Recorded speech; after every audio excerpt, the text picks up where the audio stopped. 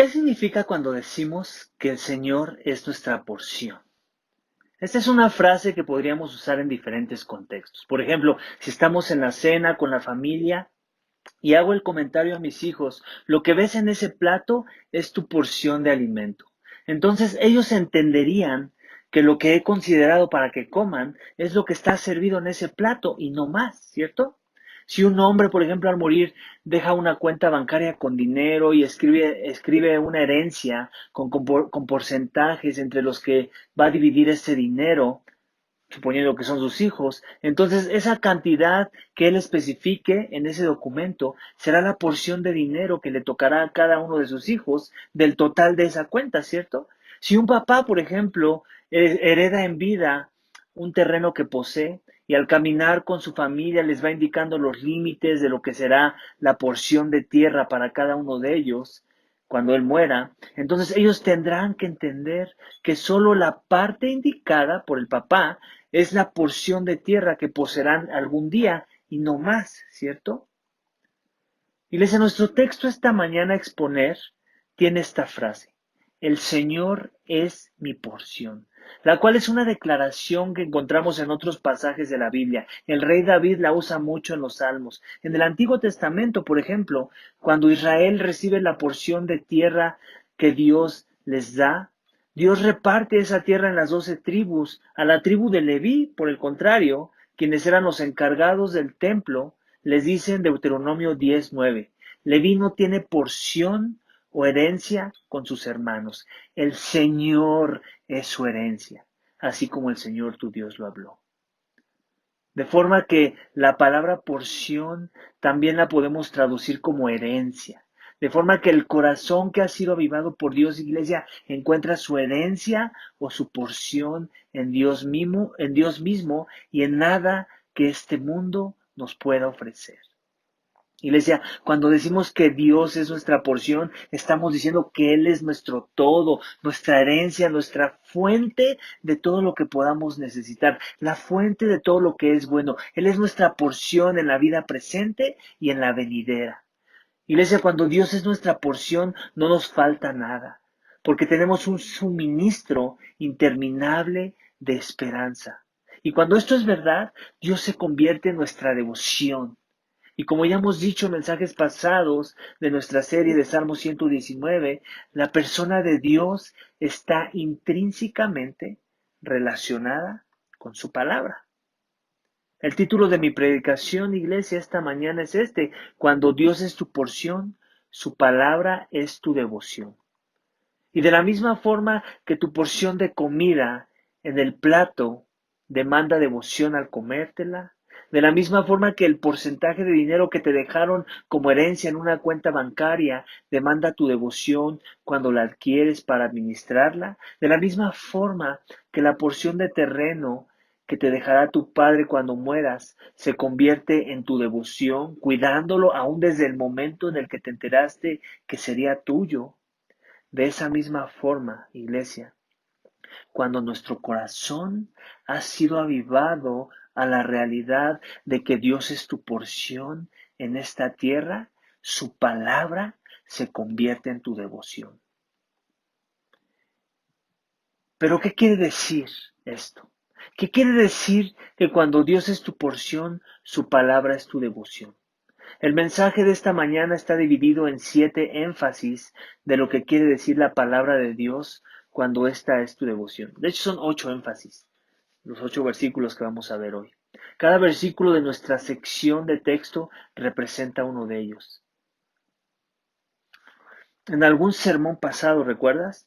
Te pedí que vieras los puntos de mi sermón como una evaluación de doctor para ver si cada uno de los énfasis del sermón aplicaba a tu caminar con Dios. Así que te quiero animar a hacer lo mismo en este mensaje, para ver si al final puedes concluir que Dios es tu porción y que esto se manifiesta en su palabra y la devoción a la misma. Así que vamos a ver el primero de ellos. Acompáñame. Toma tu Biblia, Salmo 119, versículo 57. Dice esto: el Señor es mi porción. He prometido guardar tus palabras. Iglesia, cuando Dios es tu porción, su palabra es tu devoción. Esto quiere decir que quieres obedecerla. Versículo 57 de la primera parte nos lo está diciendo. Está diciendo, el Señor es mi porción. Está diciendo otras palabras, el Señor es mío, eres mío. Y en la segunda parte del texto nos está diciendo, prometo obedecer tus palabras. Hay una gran diferencia entre creer que Dios existe y creer que su palabra y sus promesas son verdad y querer obedecer su palabra, ¿cierto? Solo el corazón que encuentra su porción en Dios y solo en Dios reconoce que lo natural sería obedecer la palabra de aquel que es su porción, ¿cierto? En el pastorado he aprendido que no todo el que después del sermón que se me acerca para decirme cómo es que le bendijo el sermón, necesariamente quiere obedecer eso que escuchó. De hecho, ahora tristemente me pasa por la mente que la persona que llega a hacerme ese comentario así, no necesariamente está buscando obedecer esa palabra que dice que le bendijo. Me pasa más por la mente que le bendijo porque pensó que alguien más necesitaba escuchar esa palabra y no necesariamente la persona misma. Ya que al pasar del tiempo puedes ver que la vida de la persona que hacía ver que Dios era su porción, que se atrevía a agradecer al predicador por el sermón, al final del día, la obediencia a eso que supuestamente le era de bendición, no se le daba. De forma que esa persona tendría que concluir que Dios no es su porción, pues su palabra no es suficiente devoción como para querer obedecerla. O por lo menos ver ese deseo sería un buen indicador, ¿cierto? Tú quieres ver a aquellos que dicen que sus corazones han sido avivados, que ahora quieren obedecer esa palabra que supuestamente les trajo vida, ¿cierto? Así que déjame te hago esta pregunta. ¿Y dónde estás tú parado esta mañana? ¿Podrías decir que quieres obedecerla? ¿O simplemente no puedes negar que sí, la palabra es verdad, que suena, que es consistente, que suena muy bien, pero no necesariamente quieres obedecerla? Quieres tal vez sí que otros la obedezcan, esos que están a tu lado escuchando este mensaje, pero no tú primero. Ese eres tú. ¿Dónde estás parado esta mañana? Checa ahí en tu primera opción. ¿Cómo es que vas a responder a tu autoevaluación en este punto del sermón? Acompáñame a leer versículo 58 ahora. Dice, supliqué tu favor con todo mi corazón. Ten piedad de mí conforme a tu promesa. Iglesia, cuando Dios es tu porción, su palabra es tu devoción. Esto quiere decir que es tu esperanza, según lo que acabamos de leer en versículo 58. Iglesia, cuando la palabra de Dios es tu devoción, debido a que Él es tu única porción, entonces tus súplicas son hacia Dios y hacia nadie más. Sus promesas en la palabra se convierten en tu esperanza. De ellas obtienes fortaleza y consuelo. Con todo tu corazón suplicas a Dios por su favor y le ruegas que sus promesas sean cumplidas en beneficio a tu persona y para gloria de su nombre. Estas se convierten en tu esperanza, ¿cierto? Le suplicas, Señor, sé tú mi consuelo en medio de la aflicción, Señor, sé tú mi justicia en medio del maltrato o la vergüenza, porque tú eres mío, eres mi porción. Derramas tu corazón, ¿cierto? En oración a tu Señor porque reconoces que Él y solo Él y en Él encuentras la esperanza ante la angustia, ante la aflicción. Su palabra es el instrumento que te entrega esa esperanza, donde encuentras las promesas, la promesa para aquellos que vemos a Dios como nuestra herencia, como nuestra porción. Así que, ¿cuántas promesas de Dios han sido tu súplica en los últimos meses? ¿Cuántas de ellas tienen que ver con ver cumplido los propósitos eternos de Dios en tu vida? ¿Cuáles son las promesas en las que te enfocas regularmente? En las que te dan ánimo, te dan alivio terrenal, en las que te consuelas. Y déjame aclarar esto, no es que sea malo que tu súplica de corazón hacia las promesas de Dios tengan un enfoque terrenal, porque Dios nos da promesas de ese tipo durante nuestro peregrinaje en esta tierra, pero también me gustaría mencionar que si mayormente tus súplicas están enfocadas en las promesas terrenales, entonces muy probablemente eres de los que busca a Dios por lo que nos puede dar ahora mismo y no por lo que nos espera con Él como nuestra porción eterna. ¿Qué tipo de esperanza encuentras en sus promesas? ¿Cuál es tu mayor enfoque? ¿En sus promesas eternas o en sus promesas meramente terrenales? Que la respuesta a esa evaluación te ayude a ver hacia dónde necesitas crecer si es que tu corazón ha sido avivado a la verdad. O que tal vez te ayude a identificar que su palabra no es tu devoción, porque tu esperanza está centrada en promesas que tienen que ver solo con cosas que Dios ofrece en esta vida y no necesariamente en la vida venidera. Piénsalo, evalúate. ¿Qué vas a poner ahí en tu evaluación propia del sermón? Vamos al siguiente énfasis de versículo 59. Acompáñame. Consideré mis caminos y volví mis pasos a tus testimonios. Me apresuré, consideré mis caminos y volví mis pasos a tus testimonios. Hasta ahí. Iglesia, cuando Dios es tu porción, su palabra es tu devoción. Esto quiere decir que corrige tus pasos. Iglesia, 99.9 de las veces los pasos de Dios no son nuestros pasos, ¿cierto? ¿Te unes conmigo a esa declaración? Aún en las cosas buenas que queremos hacer. No nos queremos casar, por ejemplo, pero nuestros pasos y nuestros criterios de búsqueda de pareja no son los caminos de Dios. Queremos trabajar, por ejemplo, pero el trabajo que estoy considerando no necesariamente es el trabajo que Dios quiere para mi vida.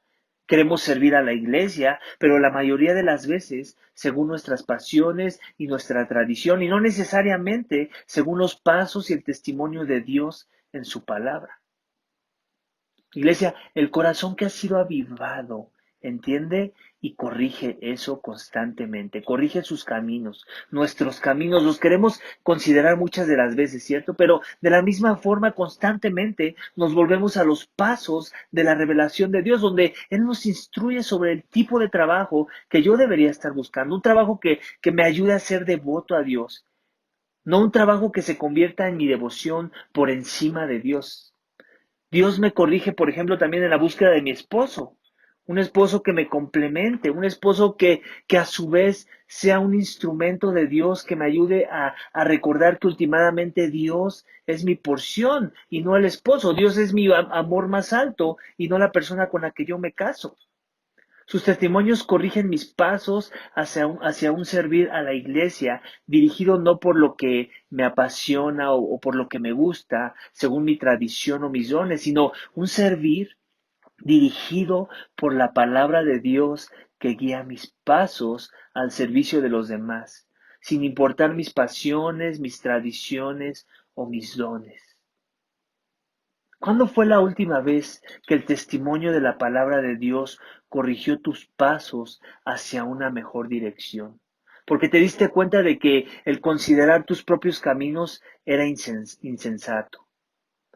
Me atrevo a decir que si ha pasado más de un mes de haber experimentado algo así, entonces probablemente tu devoción hacia la palabra de Dios está fría, lo que te debería llevar a examinar esta parte para saber si Dios es tu porción o si necesitas arrepentirte o no lo es. Y por eso la palabra de Dios ni sus luces para volverte de tus caminos.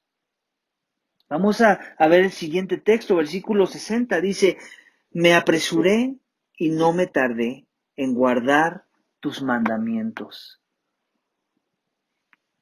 Iglesia, cuando la palabra de Dios es tu porción, su palabra es tu devoción, esto quiere decir que la obedeces. Tan simple como esto. Este punto está ligado al primer énfasis que vimos. Este se puede decir que es como la continuación, ya que el estar muy emocionado por querer obedecer la palabra, aunque es una buena indicación de que somos devotos a esta, no necesariamente es el todo. Al final del día es la obediencia, iglesia, a la palabra, la que nos ayuda a reconocer si nuestro querer obedecerla es auténtico o falso, piadoso o verdadero, o mera religiosidad. Iglesia, el religioso procrastina en obedecer la palabra, aunque se muestre muy entusiasmado en querer obedecerla. El devoto a Dios, quien en quien Dios encuentra su porción, se apresura a guardar los mandamientos de Dios y obedecer la palabra. Podemos estar muy entusiasmados con el evangelismo, por ejemplo, pero a la hora de poner a la obra o en obra ese entusiasmo, muchas veces fallamos, ¿cierto? Podemos estar muy entusiasmados en salir a evangelizar con los hermanos, pero cuando se nos dice, por ejemplo, que primero tienes que tomar un estudio de discipulado. ¿Por qué? Porque nos queremos asegurar que estás creciendo en la entrega fiel del mensaje. Entonces, como que el querer obedecer el mandato de ir a evangelizar como que se nos apaga, ¿cierto? Como que ya no nos interesa tanto, se nos van las ganas. Queremos ser misioneros, ¿cierto? A las naciones. Muchos son muy emocionados con las misiones, pero cuando se nos dice, ok, qué bueno que tengas ese deseo en tu corazón. Ahora solo sométete a tu iglesia local para ver si te aprobamos como un embajador del reino en ese contexto.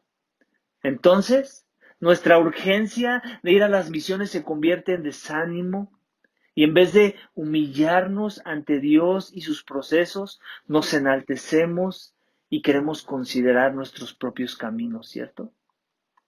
Pasa, pasa seguido. Pero iglesia, tenemos que someternos a la palabra, tenemos que obedecerla, no simplemente estar emocionados. La emoción de querer obedecer la palabra no necesariamente es fidelidad a la palabra. A mí te puedo contar una anécdota. En algún momento, hace año y medio tal vez, si no es que un poco menos, alguien que tenía un ministerio misionero enfocado a los jóvenes me invitó a acompañarlos a ver cómo ellos evangelizaban a los jóvenes, pero más el enfoque esa vez era para usar jóvenes de su equipo para evangelizar a la gente de calle. Y estando ahí en la gente de calle llevamos comida y llevamos ropa para para poder servir a las personas que estaban ahí y mientras les ofrecíamos esa comida y esa ropa, predicar el Evangelio. La persona que estaba a cargo de este ministerio se paró y empezó a predicar la palabra. Pero una de las cosas que hizo fue esto y que me desilusionó mucho, les soy bien honesto. Vio a una persona de su audiencia de la calle que tenía un colguije de la Santa Muerte y se detuvo de su predicación, se detuvo de lo que estaba diciendo cuando se dio cuenta que esa persona tenía su colguije de la Santa Muerte. Le dijo, hey, tú, te cambio un pantalón por esa Santa Muerte que traes colgada. Y adivinen qué, la persona aceptó. Se quitó la Santa Muerte y se la cambió por uno de los pantalones que teníamos ahí para regalar. Imagínate. La persona que hizo esto, por muy buena intencionada que lo hizo, por muy querer ayudar a la persona a salir de una esclavitud espiritual donde estaba tal vez devota a esa Santa Muerte, la pregunta que yo me tendría que hacer esto, ¿le compartió el Evangelio? En realidad, ¿ese es el Evangelio? El Evangelio es un trueque de cosas, de dame tu colguije, de ese ídolo que adoras y yo te doy un pantalón y ya estás con mi Dios. Ya mi Dios te ha aceptado, ya mi Dios está complacido con ese acto de tu persona. No más bien es un acto de obras muertas. No más bien es tratar de ganar la salvación con obras. ¿Acaso de veras ese ídolo de la Santa Muerte ya había sido arrancado de su corazón de esa persona porque nos cambió su colguije por un pantalón? El Evangelio es esa la conversión. ¿Te das cuenta? El querer obedecer las misiones y hacer ese tipo de actos para atraer a las personas al Evangelio, en realidad no hace justicia a las misiones. En realidad, lo que hace es denigrar las misiones, es no entender el Evangelio. Lo que esa persona necesita no es quitarse un colguije del cuello, lo que necesita es ser arrancados sus ídolos del corazón. Y eso solo lo hace el Evangelio. Cuando llamas a las personas al arrepentimiento y a la fe, cuando les muestras la fealdad de su pecado y la necesidad que ellos tienen de Cristo en la cruz, ese día no fue el énfasis de esa predicación. Y tristemente, era una persona que se sentía muy misionero en las misiones. Pero pregúntame si en algún momento se acercó a mí para pedir retroalimentación, si en algún momento dijo, oiga, pastor, ¿cómo ve? Hay algo que pude haber hecho mejor. No fue así. ¿Por qué? porque asumimos que nuestra pasión es suficiente, nuestro querer obedecer el mandamiento es suficiente, en vez de someternos a la iglesia local, a los procesos, a ser discipulados. ¿Te das cuenta? Es ahí donde empieza el verdadero discipulado, en la humildad y el querer obedecer los mandamientos de Dios, pero no en mis términos, sino en los términos de Dios, junto con su iglesia, con un acompañamiento que muestra humildad, iglesia. A Dios le emociona más un alma que obedece de lo que le emociona un alma que demuestra que quiere obedecer. Y tristemente, iglesia, el cristianismo de nuestros días está más lleno de muchas buenas intenciones, de buenos deseos, pero de poca obediencia, tristemente. ¿Y dónde estás parado tú esta mañana con respecto a este punto? ¿Eres devoto porque le obedeces o crees que eres devoto porque te gusta la idea de obedecer la palabra de Dios? Iglesia, es triste, pero cierto, pasa. Podemos estar muy emocionados de querer obedecer la palabra, pero en realidad buscamos obedecerla. Eso es lo que hace la diferencia. Es la diferencia entre el que es de Cristo y no es de Cristo. Así que yo te animo a que te examines, que veas en tu lista de doctor cómo estoy parado ahí con respecto a esa verdad. La obedezco la palabra, busco obedecerla, me humillo, me rodeo de otros para que me ayuden a obedecerla, que me enseñen cómo obedecerla, porque hay veces que ni siquiera yo sé cómo obedecerla. Lo hago, vivo en comunidad, me someto a los procesos, me someto a los medios de gracia que Dios ha dejado en su iglesia local. La obedeces. Examínate esta mañana. Versículo 61 dice, los lazos de los impíos me han rodeado, mas no me he olvidado de tu ley. Iglesia, cuando Dios es tu porción, su palabra es tu devoción. Esto quiere decir que es tu fortaleza, según el pasaje que acabamos de leer. Iglesia, cuando la oposición y el mundo nos acecha, existe el peligro de que podamos ser tentados en encontrar nuestra fortaleza en nosotros mismos o en los demás. Pero es últimamente en su palabra donde deberíamos encontrar nuestra fortaleza. Iglesia, el año pasado fue un año donde se nos acabó la luna de miel, ¿cierto? De la plantación. Lo que parecía ser una iglesia casi perfecta y sin problemas, de repente se convirtió en una iglesia como las que pastoreaban los apóstoles de Jesucristo, ¿cierto? Y la tentación a cada momento de las pruebas y de la oposición, de las puñaladas por la espalda, de los ataques, de los dimes y diretes, fue en tratar de buscar mi fortaleza en algo más que no fuera la palabra de Dios, lo cual, claro, hubiera sido un error. Y de haber sido así, ya no estaría yo pastoreando, lo más seguro. De haber sido así, muchos de ustedes que siguen siendo miembros de la iglesia, ya no serían miembros de la iglesia Vida Vertical. Pero por la gracia de Dios, su palabra nos sostuvo, ¿cierto? Y nos dio fortaleza para perseverar ante los lazos de los impíos que amenazaban con dividir. Iglesia, Dios en su soberanía, lo recuerdo muy bien, nunca lo voy a olvidar. Esa es una de las marcas del inicio de esta iglesia, Señor. Que Dios en su soberanía apuntó la serie de hechos precisamente en esa época, la cual fue de gran instrucción y fortaleza para navegar las aguas de la oposición como iglesia. Nos sentimos identificados con la iglesia primitiva, ¿cierto? En muchos aspectos que leíamos en la palabra. Dios usó su palabra y el testimonio de la misma para que fuera esta la fuente de consuelo y fortaleza para navegar las aguas de la oposición, ¿cierto? Vino esta pandemia y sigue siendo la palabra de Dios de donde sacamos nuestra fortaleza, la que me anima a mí a seguir predicando y estoy seguro que te anima a ti a seguirte alimentando y proclamando el Evangelio.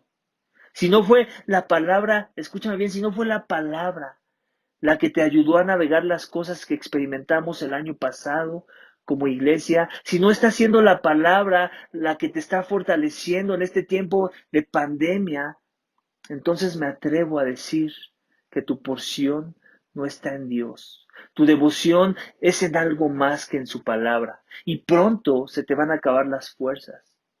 Al menos que clames por un avivamiento de corazón que te traiga un fortalecimiento centrado en la palabra de Dios y en su ley. Amén. Versículo 62, acompáñame. Dice, a medianoche me levantaré para darte gracias por tus justas ordenanzas. Iglesia, cuando Dios es tu porción, su palabra es tu devoción. Esto quiere decir que es tu descanso. Iglesia, la persona promedio, ¿cierto? A medianoche lo que quiere es dormir, pero no el que encuentra su porción en Dios y que es devoto a su palabra. Así que, ¿dónde encuentras tu descanso de los eventos de esta temporada de pandemia, por ejemplo? ¿Qué es lo que te quita el sueño y por lo cual te cuesta trabajo dormir? ¿Qué hace que te levantes de madrugada? Me atrevo a decir, iglesia, que si durante esta pandemia ha incrementado tu agradecimiento a Dios por sus justas ordenanzas, como acabamos de leer, es debido a que en ellas encuentras tu descanso en medio de la incertidumbre y el peligro, en medio de la muerte y la enfermedad. Pero si tu agradecimiento deja mucho de qué hablar en esta temporada de pandemia y has estado tratando de buscar tu descanso en lo que diga la jefa de gobierno o el secretario de salud o Bill Gates y sus noticias de la inversión que está haciendo para que salga rápido la vacuna o que si estamos en semáforo rojo y si vamos a pasar al amarillo o vamos a regresar al rojo. Entonces ya sabemos que lo que te levanta por la medianoche no es tu descanso en la palabra de Dios, en sus justas ordenanzas, y por consecuencia no tienes un descanso eterno. Tu porción no es Dios, sino algo más donde buscas tu llenura en esta tierra. Tu falta de agradecimiento a Dios en los tiempos difíciles es un reflejo de si en verdad sus ordenanzas son tu descanso. Si el estar iglesia con la iglesia local, por ejemplo, creciendo en las ordenanzas del juez justo, no ha sido algo que te caracteriza desde el comienzo de esta pandemia, entonces ya sabes que tu descanso muy probablemente está en otro lugar. Estás buscando un descanso falso que te entregará más cansancio y desilusión a largo plazo.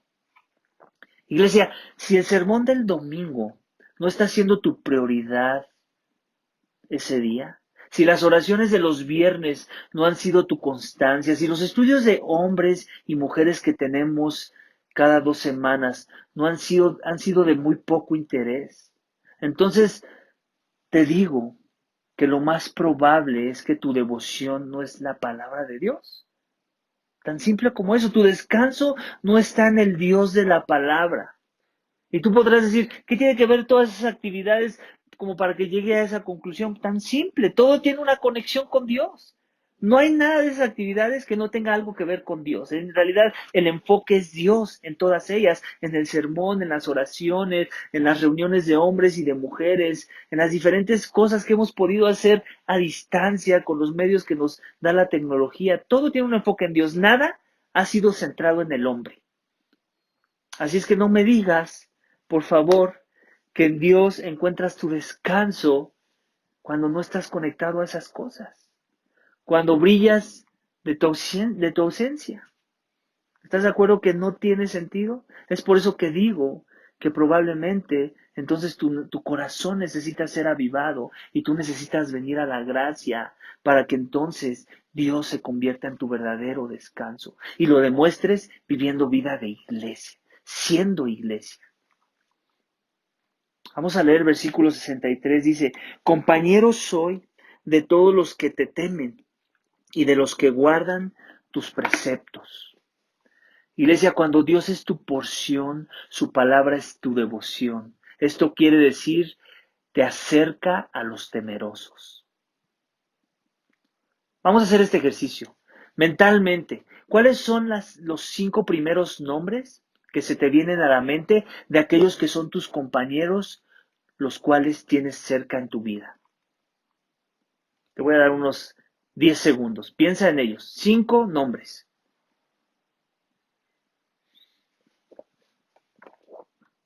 ¿Ya los tienes? Espero tengas 5. Ahora haz este filtro. De esos 5 que elegiste, ¿cuántos podrías decir que en verdad temen a Dios? Pero espérate, antes de que hagas el filtro, definamos qué es temor a Dios. Los temerosos de Dios son aquellos que se someten a Dios y a una iglesia local, donde Cristo y su evangelio son el énfasis, la doctrina es sana y vivencial, o sea, se practica. Son aquellos que ves creciendo constantemente en el conocimiento de Dios y obedecen lo que aprenden motivados por el evangelio mismo que los salvó. No de manera perfecta, claro, pero se les nota que quieren obedecer. Los temerosos son aquellos que nunca piensan que lo saben todo y que siempre están abiertos a ser enseñados por los demás. Son aquellos que están más interesados por aprender que por enseñar.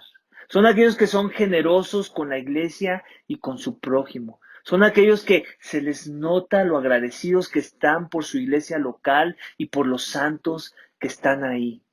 Están más agradecidos de lo que están quejándose y criticando las cosas que no se hacen bien según su parecer. Son aquellos que están dispuestos a hablar verdad, arriesgándose a perder tu amistad. Son aquellos que te moldean arrepentimiento y humildad y que te dan gracia cuando cometes pecado.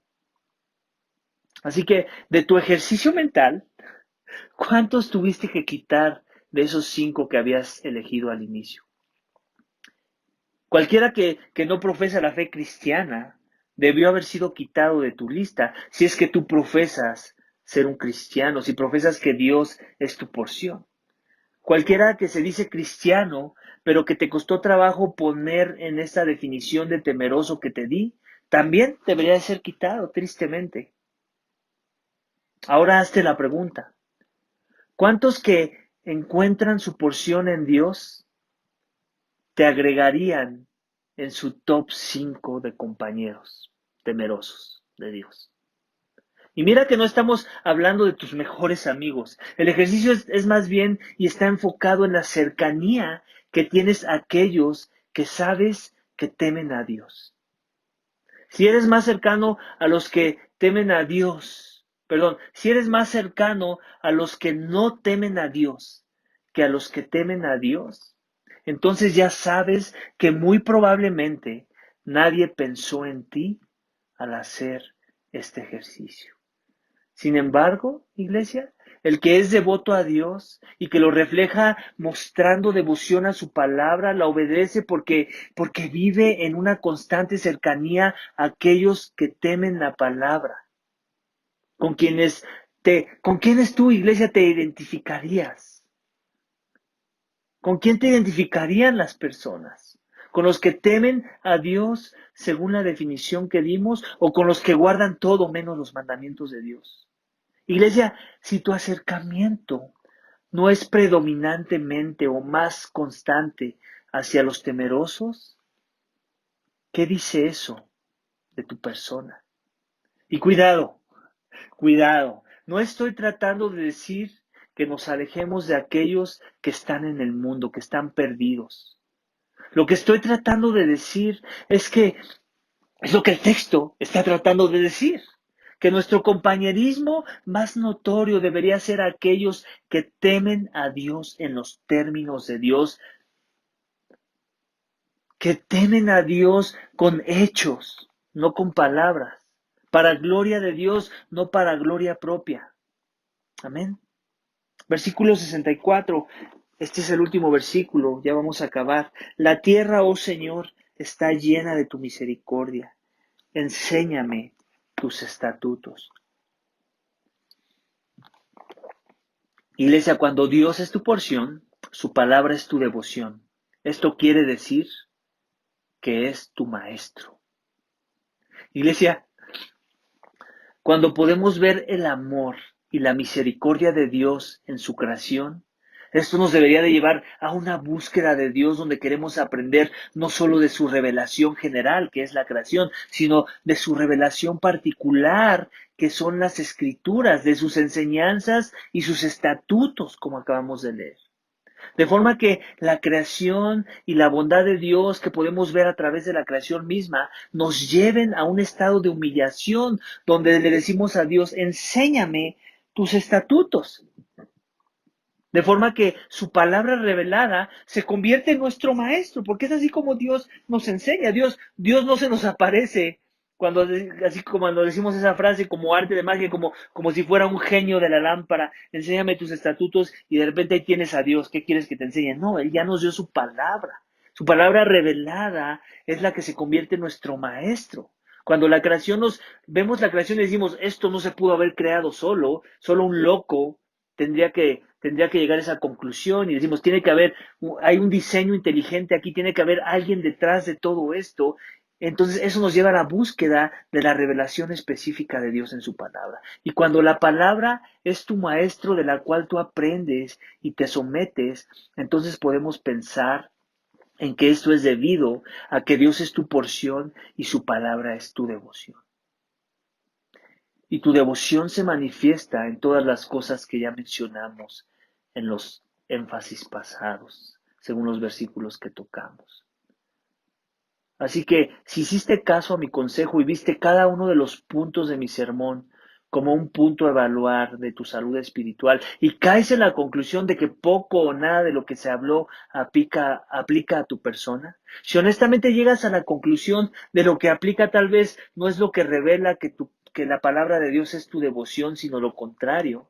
Si la palabra no es tu maestro, porque no has entendido que necesitas venir al maestro de maestros, a la palabra encarnada, que es una persona y que se llama Jesús. Jesús, que es la revelación encarnada de Dios, quien Juan, el apóstol en su evangelio, llamó la palabra o el verbo, como le quieras llamar, el cual tuvo que venir, porque tanto tú como yo estábamos buscando nuestra porción en esta vida donde no hay vida sino muerte, no hay esperanza sino desesperanza. Tu pecado, escúchame bien, te aparta de Dios. Has sido rebelde en querer obedecer su palabra. Tu esperanza la buscas en las cosas que te ofrece este mundo y no en Dios. Tus pasos son los que siempre consideras y no los caminos de Dios. Tu obediencia a su palabra no es lo que haces. ¿Por qué? Porque no le conoces. Y si le conoces, no te apresuras a obedecerla, entonces no le conoces como deberías. Tu fortaleza tal vez la encuentras en ti mismo, en los demás o en lo que te llena de este mundo. Tu descanso está en todo menos en Dios. Tus compañeros más cercanos no son aquellos que temen a Dios, lo que revela que tú tampoco le temes. Por eso son así las cosas. Dime con quién andas y te diré quién eres, dicen por ahí. Aprendes todo y de todo menos de Jesús y de su palabra. Jesús vivió, escúchame bien. Si Él no es tu maestro, estas son las noticias para que la palabra de Dios y Jesús, la revelación encarnada, la palabra viva, se convierta en tu maestro. Jesús vivió la vida perfecta que tú y yo no pudimos vivir y que se demandaba de nosotros. Los puntos que tocamos hoy en el sermón, Él los vivió en tu lugar, de forma que Dios se complace ahora en tu persona. Esto sucede cuando has puesto tu fe y esperanza en Jesús, en su vida, en su muerte.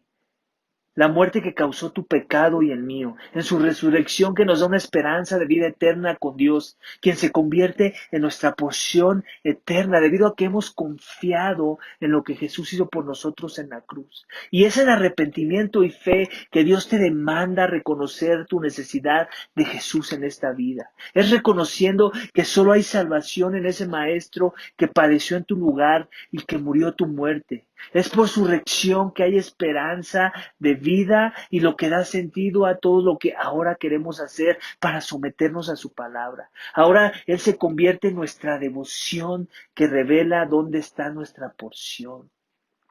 Y es en el poder que resucitó a Jesús de entre los muertos que ahora, los que hemos confiado en Jesús, podemos vivir las cosas de las que hemos hablado en este mensaje. Así que esta mañana el llamado de Dios para tu vida es un llamado de humillación, de rendición total, de reconocer que no merecías a Dios como tu porción, que por tu pecado mereces una porción, sí, pero no en su presencia, sino separado de Dios en el infierno. Porque lo único que puede cambiar ese destino eterno es si Jesús se convierte en tu Señor y en tu porción, en el que te justifica ante Dios debido a que Él llevó la culpa, el que te da la vida debido a que Él aviva los corazones para que se conviertan a Dios y vivamos para Él en devoción a su palabra. Ese es el mensaje de amor que tenemos preparado para ti esta mañana, que la palabra de Dios nos incita a proclamar porque los estándares son muy altos y en nuestras fuerzas nadie los puede cumplir. Así que si honestamente esta mañana no podrías decir que Dios es tu porción, tu todo, tu herencia, la fuente de todo lo que necesitas, de todo lo que es bueno, si no puedes confesar que con Él no te falta nada, porque tienes un suministro interminable de esperanza, entonces aún estás a tiempo. Ven a Jesús, arrepiéntete. Arrepiéntete de tus pecados, pídele de sus fuerzas para apartarte del mal, humíllate, reconoce que es por el sacrificio de Cristo que tú puedes estar ante Dios como tu porción, quien es la promesa de una herencia eterna, donde Dios es tu todo y este mundo es como basura comparado con la persona de Dios. Arrepiéntete. Arrepiéntete y ven al Maestro Jesús, a la palabra encarnada que es Cristo Jesús. Pues solo en su sangre derramada en la cruz podemos obtener a Dios mismo como nuestra verdadera porción, como nuestra herencia. Y si ya le conoces, gloria a Dios. Gloria a Dios por eso. Significa esto, que solo Dios es tu porción y nada más. Eres como los levitas del Antiguo Testamento. No hay nada en esta tierra que demande de ti una devoción superior a la devoción que debemos tener hacia Dios y hacia su palabra. Así que vive en constante agradecimiento de esa realidad. Esfuérzate en el poder del Espíritu Santo que te trajo vida para vivir cada uno de los puntos que se tocaron en el sermón esta mañana. Y recuerda que Jesús no es porción de nadie que no vea su cuerpo, que es la iglesia, como necesaria en el proceso de crecer en nuestra devoción hacia Dios. Recuerda eso. Grábatelo en la mente. Recuerda que tú necesitas más de la iglesia de lo que la iglesia te necesita a ti. Grábate eso.